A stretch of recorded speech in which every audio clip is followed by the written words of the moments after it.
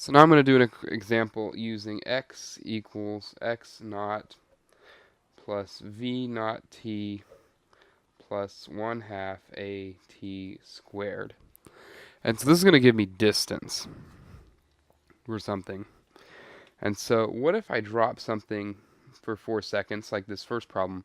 How far is it going to fall? And so we're going to say that our starting height is going to be 0. And so the ground or whatever is below us is going to be negative. And so my height, so this is going to be 0. This initial velocity is also going to be 0 because we're dropping it. And then all we have to deal with is this. So my x is going to equal 1/2 my acceleration due to gravity, which is going to be negative 9.80 meters per second squared, times my time, which is 4 seconds squared. So I'm going to have 16 seconds squared times my negative 9.80 meters per second squared. So the seconds are going to cancel, and that's how I get meters for distance, and I'm going to multiply that by 1/2 as well.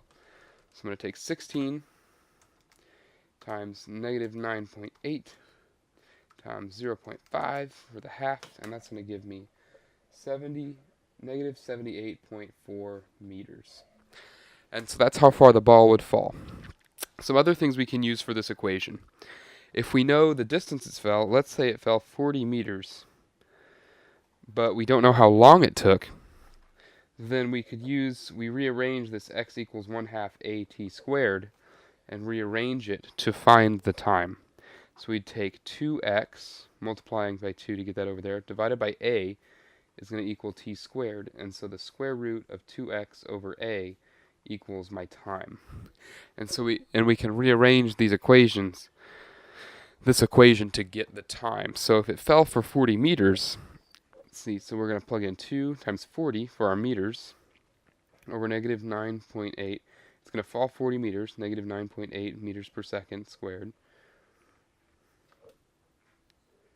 And then we'll take the square root of that.